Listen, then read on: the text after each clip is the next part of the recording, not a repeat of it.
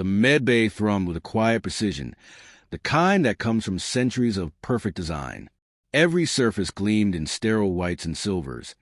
Each light pulsed with deliberate rhythm, and no sound existed except the ambient hum of the ship's AI systems monitoring thousands of variables. To the Medari, an ancient, scientifically exalted race, this environment was more than a workplace. It was sacred. Soren adjusted the position of her elongated, silver fingers over the console, narrowing her luminous eyes at the incoming bio-signal. The distress beacon had originated from a crew craft crash-landed on the fourth planet of a backwater solar system. The life form inside registered as humanoid but erratic. Vitals were chaotic, bordering on extinction, yet the signal persisted, stubbornly pulsing in defiance of reason. Another medic, Vorin, moved beside her. Unlike Soren, Vorin wore no facial simulation mask, his mechanical face fully exposed, an intricate lattice of chrome bones and fiber tendon musculature. Its neural activity is spiking. Pain index is off measurable scale. By all logic, this organism should be unconscious or dead. Then explain why it's still transmitting coherent signals, Soren replied, fingers gliding to expand the bioscan. A strange warmth prickled through her synthetic skin, the closest thing her people understood as curiosity. Moments later, the crash site materialized within the observation chamber. The Earth craft had been obliterated on impact, parts strewn like discarded limbs across a ridge of jagged rock. Amid the wreckage lay the impossible. A human, male, draped in what was once a reinforced pilot suit, now shredded and soaked in blood. His abdomen had been torn open by debris, one leg clearly broken, ribs exposed. He was laughing. Through the feed, the sound came fragmented and raw, but unmistakably laughter. Not madness, not hysteria. Something deeper. The retrieval drones were dispatched, bringing the human aboard. He remained conscious through transit, wincing but still cracking jokes into the void as the medics worked. He greeted his rescuers with a faint grin smeared with blood. "About time," he rasped. "Was starting to think I'd have to walk home." Inside Medbay Prime, Soren hovered over his suspended form as their technology began to analyze him. He should be sedated, Vorin insisted, voice sharp. That level of internal damage compromises all metabolic thresholds. There is nothing logical about this. "He's declining," said another medic, eyes darting across the diagnostics. But the neural responses show no shutdown cascade. If anything, he's stabilizing. "No," Vorin corrected coldly. "He's resisting death, not stabilizing." The human opened his eyes then, glowing a vivid blue now, the result of interface sensors overlay his irises for scan alignment. He looked directly at Soren and blinked, slowly. "You're the pretty one," he said. "I was hoping I didn't hallucinate you." Soren said nothing. Her programming looped 1,000 potential responses, none of them fitting. "I'm Lieutenant Gabriel Rowe," he said after a pause. "UN Expeditionary Fleet. Was on recon. Now I'm somewhere between heaven and a Pixar movie." "You're on a Medari-class bioship," Vorin replied. "We are not heaven, nor a movie." "I was joking," Gabriel muttered, chuckling. Then grimace's pain shot through him. The room stiffened. Soren's eyes darted to the pain scale. His level spiked off chart, but he remained lucid. It wasn't physiological noise. He was aware. "Why do you laugh?" she asked. "Because if I don't, it hurts more." She tilted her head. "That is inefficient." "Inefficient? Lady, I'm held together by luck, and whatever your bots are pumping into me, I've earned the right to laugh." Soren hesitated. She reviewed his chart again. Liver torn. Lung collapsed. Major arteries shredded and cauterized by heat. By all known science, he should be dead. Or at least screaming. Instead, he was grinning. A low-toned alarm pulsed in the corner of the medbay. Vorin turned to the display. Neural fluctuation. The strain on his mind is destabilizing his brain's prefrontal lobe. This species is not equipped to cope with this kind of trauma. "No," Soren said slowly. "This individual is not coping. He is enduring." Vorin stiffened. "We must induce stasis or termination. Prolonging this is..." Unnecessary? Gabriel interjected, voice raspier now. Sorry to interrupt your debate, robot pals. But if you're going to kill me, do it clean. I don't need a committee vote. There was silence. No one is killing you, Soren said. That's good, Gabriel whispered, eyes closing briefly. Because I kind of like your voice. Despite herself, Soren glanced toward him with something close to wonder. She had spent decades learning organic anatomy, mastering tissue regeneration and non-invasive neurosculpting. Yet never had she seen a creature treat death like a spectator sport. His file downloaded piecemeal, as Earth systems were still fragmented in their database. But his species had a name, human, classification, type 0.72 civilization, highly emotional, volatile, inefficient, and yet he was alive. After 20 standard minutes, Gabriel's vitals began fluctuating again. Blood loss had reached critical. Alien nanites failed to replicate certain components of his DNA. They simply didn't understand how. This was no longer a scientific observation. It was a crisis. We're losing him, someone said. Cerebral activity declining. No stasis, Soren commanded. Run endocrine simulation mapping. Link interface directly to his hypothalamus. You mean emulate a human hormone response? Voren asked, aghast. That could corrupt his mental stability. His stability is already defying all our protocols. Maybe the error is ours. A silence passed like a storm cloud. With swift precision, they engaged the protocol. A thin arc of light bridged Gabriel's temples. His breathing slowed. But instead of declining, his vitals leveled. He whispered something under his breath. A name, perhaps, or a memory. Later, when he regained partial consciousness, he looked at her again. You're still here, he said. Yes, Soren replied. You guys always debate this much when saving people. We don't save those who cannot be saved. He smiled weakly. Guess I'm special then. There was no protocol for what followed. Soren observed him, not as a subject, but as an anomaly, a paradox of organic fragility and indomitable spirit. Every minute he survived challenged centuries of Madari logic, and yet she could not look away. By the end of that shift, Soren had done something no Madari medic had done in 1,000 cycles. She saved a life she didn't understand, not because she could, but because she wanted to. She stayed by his side even after her shift ended. Voren left in silence, his final glance unreadable. Gabriel slept, one arm draped lazily over the edge of the treatment pod. His body was wrecked, scarred, undone by forces even his own kind would have surrendered to. But his mind was laughing still. And in the quiet hum of the med bay, surrounded by sterile perfection, that laughter echoed like a defiant melody, impossible to silence. Gabriel awoke to the gentle click of machines recalibrating around him. The light was softer now, diffused through layers of diagnostic screens arching above his bed. He blinked once, his eyes slow to adjust. Pain greeted him like an old companion, duller now but still seated firmly in his bones. He turned his head and found her there again, Soren, silent and watching, her pale face calm as always, her eyes a shade too bright to be human. You people don't sleep, do you? He mumbled, voice thick with dryness. We enter standby when required, she answered. But your condition remains unstable. I chose to remain. He smirked. Because you care? Her head tilted slightly, considering question. I remain because you contradict established biological data. Your survival patterns are statistically improbable. Monitoring you is intellectually stimulating. Glad I'm your science experiment. A pause. Then, unexpectedly, her voice softened. You are not. Gabriel watched her more closely. She moved differently from the others. Deliberate, yes, but not detached. The rest of the medics avoided unnecessary interaction. Their focus clinical. Soren stayed. Not out of duty, but something else. Maybe she didn't understand it yet. He barely did. You have a name? He asked after a moment. Soren, Class 7 medic, interface Tier 2. He grinned. That's a mouthful.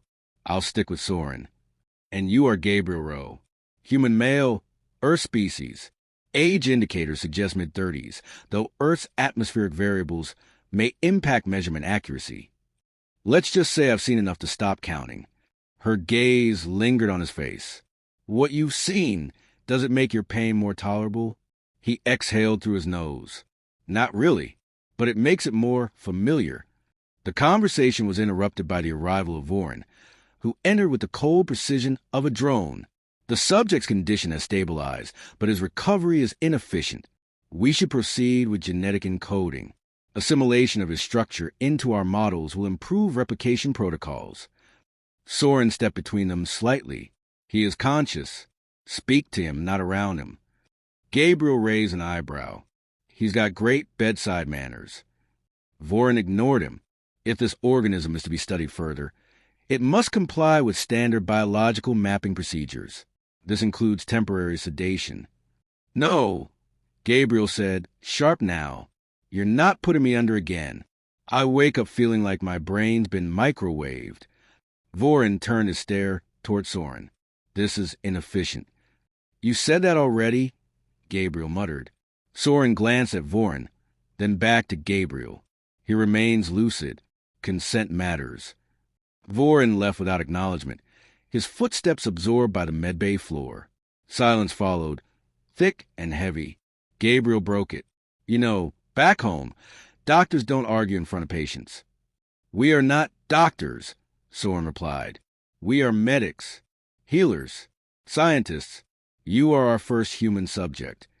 Well, let me set the bar high, then. She did not smile, but there was a flicker of something in her eyes. Curiosity? Admiration? Later that cycle, Soren began testing new integrations, safe, non-invasive interactions between Medari nanites and Gabriel's immune system. Most attempts failed. His body resisted every foreign signal, like a fortress under siege. Yet, unlike their previous test species, Gabriel's system adapted, not by accepting, but by forcing equilibrium. You do not assimilate, she observed aloud. You retaliate. Story of my people, he said, wincing as a pulse of heat passed through his ribs. We fight anything that enters without knocking. She observed the way he responded to discomfort. Tight jaw, clenched fists, and then a joke. Always a joke. Not denial. Defiance. Why do you continue to laugh? She asked again. Because it keeps the fear away. Fear is a neurochemical response. It cannot be removed through humor. You'd be surprised. She watched him closely. Would you describe your species as irrational? Completely, he said, grinning, and damn proud of it. Over the next days, their conversations deepened. Soren asked questions most Medari wouldn't bother with. Gabriel answered not like a man under examination, but like someone reaching across a void. She wanted to know what drove him, why someone so breakable would volunteer to explore the galaxy. He told her about Earth, not in metrics and climate statistics, but stories. Of thunderclouds and ocean spray. Of deserts where heat shimmered like ghosts. Of cities that pulse with music and war and laughter all in one breath. You describe it like it's alive, she said once. It is messy, loud, stupid sometimes, but alive. She told him about Medari culture, about the pursuit of perfection, of eliminating error through design. Her people didn't age. They didn't laugh. They didn't fail, because failure was called before birth. Sounds peaceful, he said. It is, but peace is not the same as meaning. Gabriel's body slowly began to repair itself, assisted by Medari tech that he barely understood. Still, much of the work was his own, the resilience that defied biology. Soren ran simulations in secret, comparing him to dozens of species across the galaxy. None matched the endurance. None matched the will. The others watched her closely now, Voren especially. You are becoming compromised, he said one shift, standing before her while Gabriel slept in stasis. You defer to his wishes. You hesitate before analyzing his tissue. This is not science. This is sentiment. I am learning, she replied calmly. You are adapting to chaos. She did not argue. That night, Gabriel awoke in a cold sweat. Sensors blared briefly before stabilizing.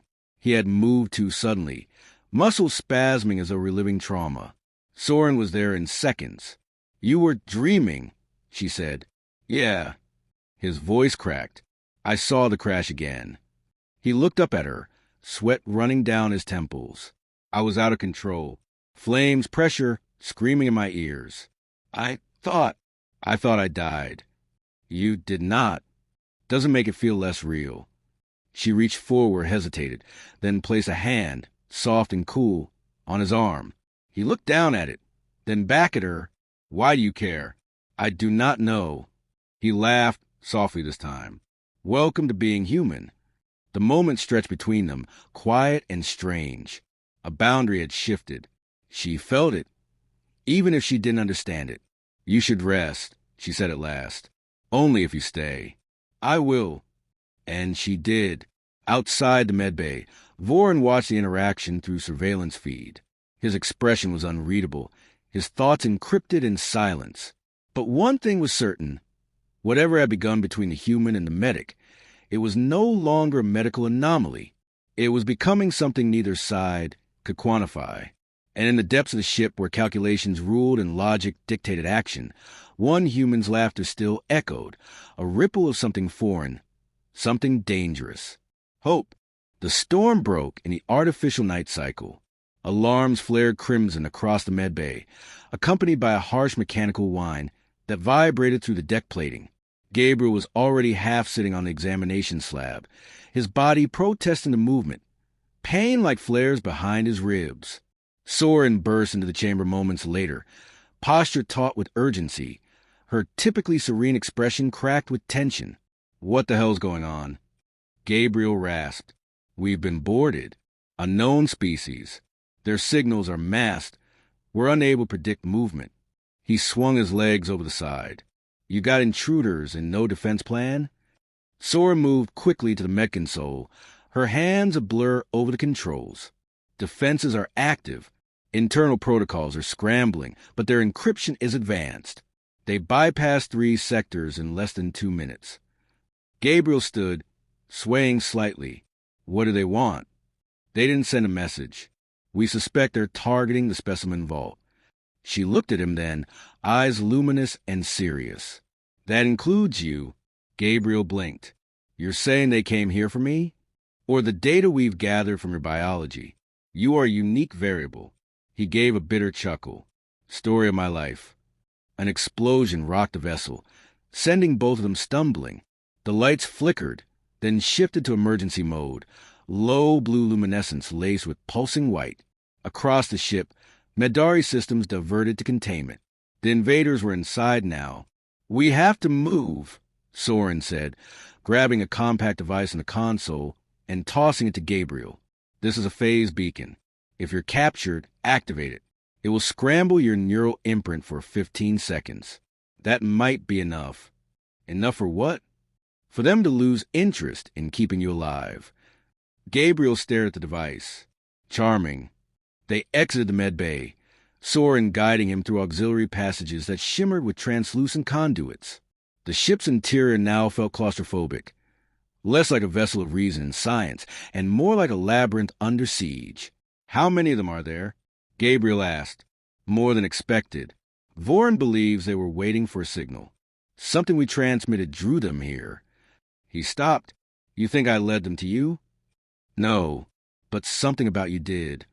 They emerged into a broader corridor, just as 2 figures rounded the far end. Tall, chitin-armored forms, their eyes burning with an alien red light. Their weapons looked fused to their arms, organic and sharp. Soren stepped in front of Gabriel and raised her hand. From her palm, a pulse of bright blue energy shot outward, disrupting the intruder's visual sensors. One staggered, but the other opened fire. Gabriel grabbed Soren and dove for cover behind a control terminal. I thought you people didn't do violence, he shouted over the scream of plasma. We do what is necessary, she replied coolly. Another blast scorched the terminal. Gabriel crawled to the side, peeked out, and hurled a nearby metal crate toward the enemy. It was a pointless gesture until the crate struck a sparking junction panel. Electricity arced, and one of the invaders screamed as systems overloaded, engulfing it in white-blue flame. The second retreated, possibly regrouping. Soren pulled Gabriel up. You are improving. I call it tactical improvisation, he grunted. They continued through maintenance shafts and collapsed halls. Gabriel saw the ship differently now, not as a sterile experiment, but as a living thing, bleeding through breached corridors, pulsing with distress. Medari bodies lay still in corners, some intact, some broken. This wasn't just a raid, he said quietly. They're sending a message. Soren nodded. And the message is, evolution belongs to them. They reached the core sanctum, a spherical chamber where Medari knowledge was stored in light and frequency. Vorin waited there with two other medics, both visibly damaged. His posture straightened as he saw Gabriel. Why is the human here? He should have been jettisoned to the outer capsule. He is not cargo, Soren snapped. He's our only remaining anomaly. Vorin turned sharply. And you would risk the entire vessel for one irregular variable? He's not just data. He's a solution we don't understand yet. Vorin's voice turned icy. You've allowed emotional interference. I will note this breach. No, you won't, Gabriel said, stepping forward. Because right now, you don't need another report. You need someone who can think like the enemy. Vorin's gaze narrowed. You presume to... I've fought on 6 worlds, Gabriel interrupted. Against species that don't leave prisoners. I've seen this before. They don't care about your tech. They want to erase what they don't control. And right now, that's me. Silence fell. Even the core chamber seemed to still, the great arcs of data streams slowing slightly, as though listening. What are you suggesting? Soren asked. We make me the bait, Gabriel said. Draw them into a controlled collapse zone. When they come for me, we trigger a fusion breach. It won't kill them all, but it'll level the playing field. You would die, Vorin stated, flat. Gabriel shrugged. Not if your teleport buffer works. You still have the experimental echo anchor? Vorin stared at him. It's untested. Then let's test it. For a second, no one spoke. Then Soren stepped forward. I'll guide the breach. You get him out. No, Gabriel said. You stay here. Run backup. If I don't make it, you keep what I told you alive. Her eyes flared slightly. You presume I would abandon you. I'm asking you to survive, he said. She didn't argue further. The trap was set swiftly. Gabriel stood alone in the heart of an empty deck. Once a crew hall, now scorched and dark. Power was rerouted. The walls hummed with contained energy. He held the phase beacon tightly in one hand. It didn't take long. 3 intruders materialized from the shadows, their forms flickering through adaptive camouflage. Gabriel raised his hands. You boys came a long way. You sure you want what's inside me? They didn't answer. One fired, but the bolt went wide. The entire floor lit with pulsing glyphs. Containment activated. Then the breach initiated. Time fractured. Pain returned. A scream, not his own, split the air. And then darkness. He woke up again because that's what he always did. This time in a new chamber, less familiar. A Medari shuttle. Soren stood nearby, speaking with Vorin. Gabriel groaned. She turned instantly. You activated the beacon at the last possible moment, she said. Her voice tight with something more than protocol. Did it work? The core was destroyed. The invaders withdrew. We have minimal survivors, but you saved them. He leaned back. Good. Remind me never to do that again. Soren stepped closer. You were clinically dead for 6 seconds. He smirked. That's 2 fewer than last time. Vorin approached. Your reckless action forced recalibration of our survival parameters. You're welcome. I still question your classification as sentient. Then stop running tests and just ask me questions, Gabriel said. You might be surprised. He turned back to Soren. We're not done yet, are we? No, she said, but we have begun. Outside the viewport, stars drifted past, silent, unblinking. Somewhere in the void, another threat waited. But for the moment, in this narrow haven of strange allies and stranger hope, Gabriel breathed and laughed softly. Still human, still alive. Gabriel stood at the edge of the starboard viewing deck. eyes tracing the slow spin of wreckage drifting beyond the reinforced glass. Shards of Madari's ship, fragments of once pristine corridors and knowledge vaults, spiraled like ghostly relics. The silence pressed into his ears, broken only by the soft hum of the escape vessel's core engine and the muted breath of recycled air. Soren approached without sound. He didn't need to turn to know it was her. He recognized her presence, now the way he once recognized weather patterns, unseen but felt, predictable, yet always on the brink of surprise. "They're still out there," Gabriel said. "Aren't they?" "Yes," Soren answered, her voice even. The invaders transmitted an echo beacon before they withdrew, a signal to others. This was not an isolated raid. It was an opening act. Gabriel folded his arms across his chest, his body stiff but functional.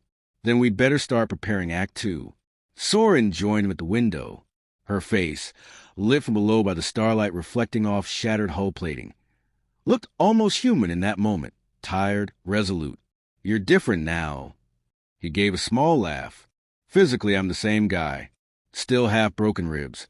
Still a messed up immune system. But yeah, I feel different. You endured death. Twice." "I think what I really endured," he said, turning to look at her, "was learning what survival costs when you stop asking why." She studied him a long moment. "And now I ask why every minute, and who it matters to, and how I'm supposed to keep laughing when everything burns." Soren didn't answer. She simply walked to the nearest console, fingers sweeping over its interface with a grace that only came from someone not born of flesh. She pulled up a data schematic, an orbital map that charted known Madari safe zones. Most were compromised. Some had gone completely dark.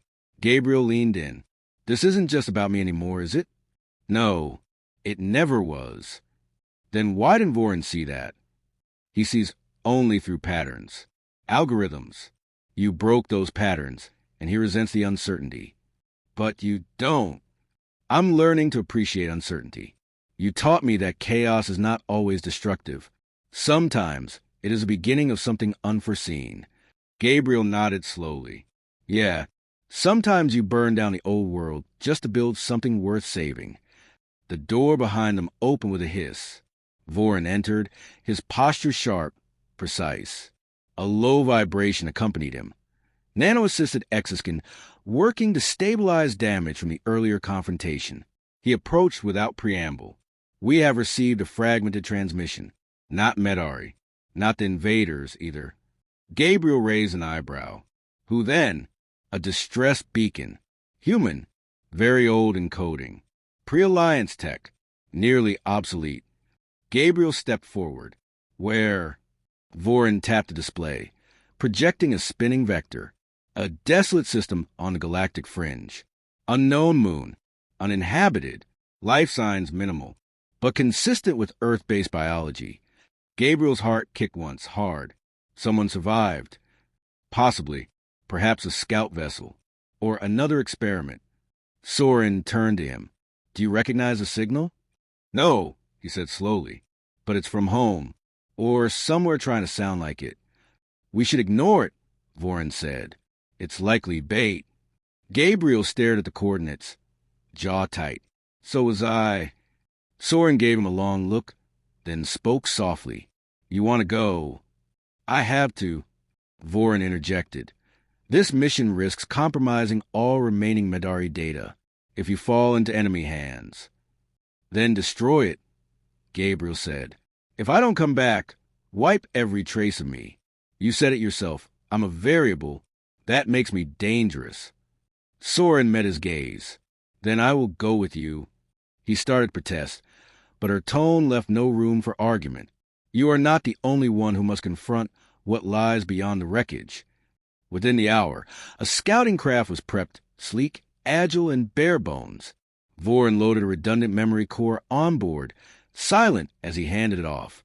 It held everything they had learned about Gabriel, about the invaders, about the edge of reason where science turned to survival. He didn't say goodbye. As the ship launched, Gabriel strapped him beside Soren. The cabin trembled as engines flared to life. Stars blurred into linear streaks. Silence followed, long and pregnant with unspoken fears. "You ever done anything this stupid before?" he asked. "No," Soren replied, "but I have observed you do it several times. It seems to serve a purpose." Gabriel laughed softly.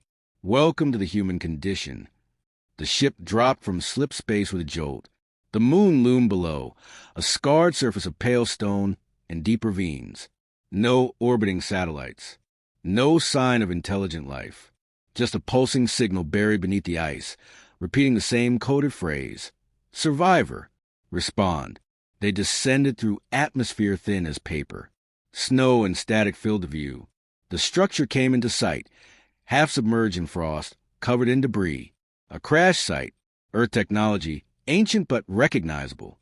The hull bore faded letters. ESS Calindra. Gabriel's breath caught. "I know that name. It was a long-range exploration ship, lost 20 years ago." The landing gear scraped frozen ground as the vessel touched down. Gabriel and Soren disembarked, the cold biting through even the reinforced suits. They made their way toward the wreck, weapons ready. Inside, the silence was profound. Systems long dead, lights flickering from emergency reserves. Then a sound, a low cough. Soren raised her weapon. "Wait," Gabriel whispered. From behind the shattered control panel, a figure emerged, gaunt, wrapped in thermal rags. Human, female. Her eyes widened at the sight of them. "You're real?" she rasped. Gabriel approached slowly. "Yeah, we're real. Who are you?" She sank to her knees, voice trembling. "Lieutenant Rhea Malik. Calindra mission. I've been sending that signal for 18 years. Soren moved beside Gabriel, scanning her quickly. She's malnourished but stable. Gabriel knelt. "We're getting you out of here." As they lifted her, Rhea's eyes locked with his. "They're coming back." They never finished. Gabriel stiffened. "Who?" She coughed again, lips cracked. "The ones who killed my crew. Red eyes, voices like metal storms." Soren looked at Gabriel. "The same species." "She survived them," he murmured. "Just like me." They returned to the ship, securing Rhea in the med bay. As they broke orbit, the sensors flared briefly. Energy spikes on the far edge of the system. Pursuit signals. Gabriel looked at Soren. "Guess this was a bait after all." "But now we know more," she said, "and we're not alone anymore." Back in the main cabin, Rhea slept, her pulse steady under Soren's care. Gabriel sat beside her, one hand pressed to the cold surface of the ship's hull. He didn't know where they would go next, only that it wouldn't be safe. But that wasn't new. The galaxy had changed, and so had he, not because of what had been done to him, but because of what he refused to surrender, his laughter, his pain, and now, perhaps, his purpose. The war hadn't ended, but the story had only just begun.